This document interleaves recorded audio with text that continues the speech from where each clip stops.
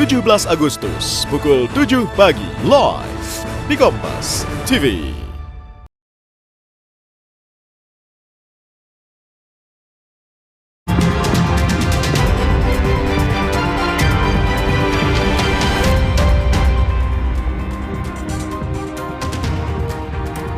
Terima kasih Anda masih bersama kami di Kompas Petang, saya Cynthia Rompas. Saudara, mantan Menteri Perdagangan Thomas Lembong bertemu dengan Komisi Yudisial untuk menghadiri agenda audiensi.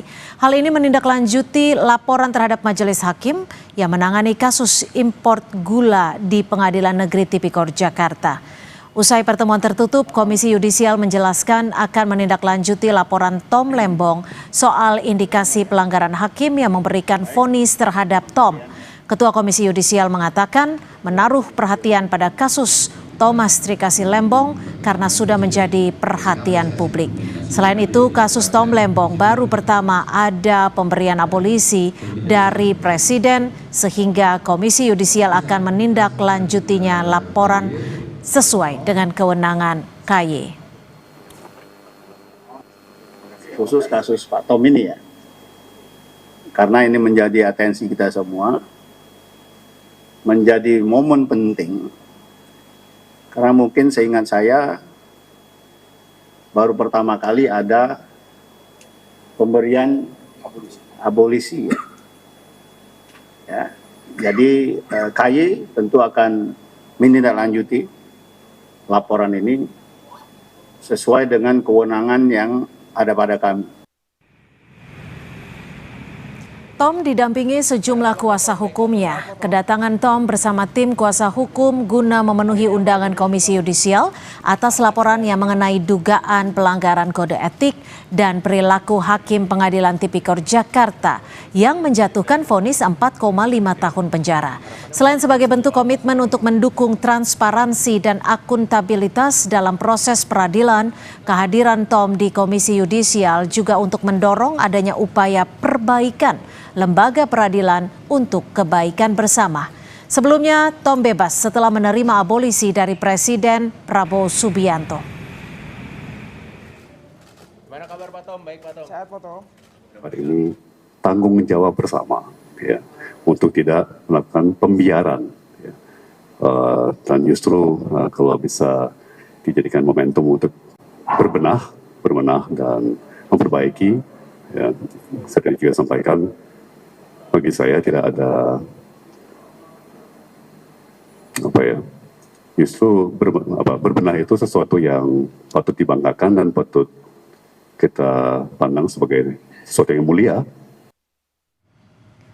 Lalu apa yang menjadi dasar Thomas Trikasih Lembong melaporkan 3 hakim yang mengadilinya dalam perkara impor gula?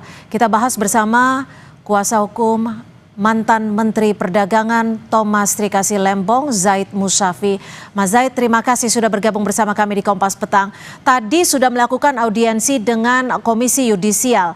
Boleh diinformasikan kepada kami apa saja yang menjadi poin-poin pembahasan dalam audiensi ini? Iya, terima kasih Kompas Petang. Yang pertama, audiensi ini adalah tindak lanjut dari laporan kami pada minggu lalu ya, atas dugaan pelanggaran kode etik yang dilakukan oleh Majelis Hakim perkara Pak Tom Lembong. Yang kedua, pelanggaran-pelanggaran tersebut tentu bukan pelanggaran yang konteksnya substantif materi pokok perkara, melainkan pelanggaran yang di dalam dugaan profesionalisme hakim ya, yang menyangkut tentang kode etik profesionalisme hakim. Nah, salah satunya adalah hakim tidak mengedepankan asas presumption of innocence atau asas praduga tidak bersalah. Yang kedua, hakim juga tidak mencerminkan perlakuan dalam ruang sidang itu sebagai pihak yang netral gitu. Jadi ada beberapa kejadian yang menurut kita seharusnya hakim kan tidak berstatement sedemikian, tidak berlaku demikian, tapi kenapa melakukan hal tersebut? Untuk itu sebenarnya kemarin dengan ada atau tidak adanya abolisi, kita sudah mempersiapkan laporan-laporan ini. Nah, contohnya pada saat pemeriksaan BAP Ibu Rini Sumarno, ya kan, itu ternyata itu kan sudah 4 kali panggilan jaksa mengatakan.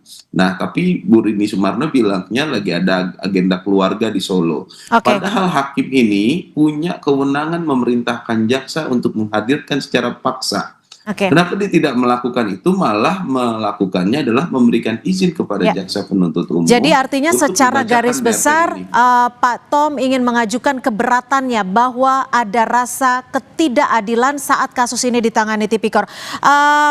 Mas Zaid, kalau boleh tahu, tadi kan juga diberitahukan bahwa Komisi Yudisial sudah membentuk tim analisis internal.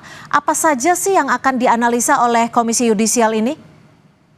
Ya, penting saya jelaskan dulu bahwasanya Pak Tom ini tidak dalam rangka balas dendam atau menyerang institusi atau apapun dalam hal yang sifatnya destruktif. Beliau secara tegas dalam konferensi pers tadi menyatakan ini adalah kritik, ya kan, evaluasi yang bersifat konstruktif. Agar apa? Agar tidak ada lagi hakim-hakim di Republik Indonesia ini yang memperlakukan atau menangani suatu perkara itu tidak mengedepankan asas-asas kejujuran, asas profesionalitas dan mengedepankan etik dan profesionalisme hakim. Nah, tim yang sudah dibentuk oleh Komisi Yudisial tadi disampaikan langsung oleh Komisi Yudisial dalam audiensi. Jadi Komisi Yudisial itu sudah membentuk tim untuk melakukan analisa. Cuman mereka memang minta waktu karena memang putusan ini kurang lebih 1000 lebih halamannya. Walaupun kita sudah mencoba mempermudah, kita resume dari laporan-laporan kita dan bukti-buktinya sudah kita permudah. Tapi tim dari Komisi Yudisial sudah terbentuk.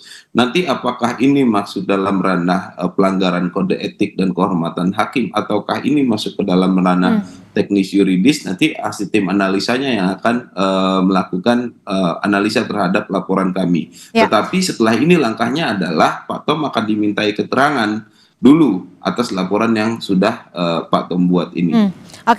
Mas Zaid, tentunya untuk membuktikan ada tidaknya indikasi pelanggaran dari hakim di Tipikor tersebut yang menangani kasus Tom Lembong, apakah tim kuasa hukum sudah mempunyai bukti-bukti kuat yang turut dilampirkan? Dan apakah dasar ataupun motivasi dari pelaporan ini termasuk soal saksi penting yang tidak dihadirkan di pengadilan? Salah satunya. Jadi kalau dalam prinsip kita, mahkota seorang hakim itu ada dalam putusannya, dan mahkota sebuah putusan ada dalam pertimbangannya. Nah, salah satunya itu adalah pertimbangan-pertimbangan yang menurut kita tidak mengedepankan asas-asas tersebut.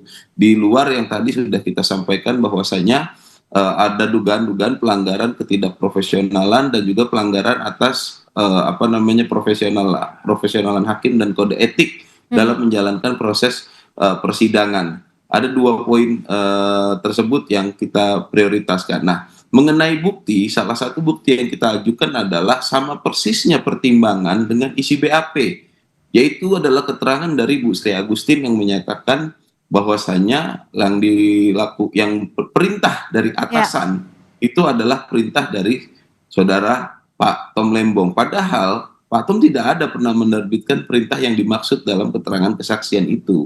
Gitu. Baik. Jadi memang pada faktanya dalam persidangan itu perusahaan swasta itu memang tidak ada yang dapat perintah dari Pak Tom ataupun dari Kementerian Perdagangan, khususnya Dirjen Daklu itu tidak ada yang menerima perintah Pak Tom untuk menunjuk siapa-siapa aja perusahaan-perusahaan yang melakukan importasi gula, termasuk juga terhadap distributornya. Gitu. Itu tidak pernah ada. Tapi isi BAP-nya itu sama persis dengan pertimbangan, inilah salah satu dasar yang kita adukan.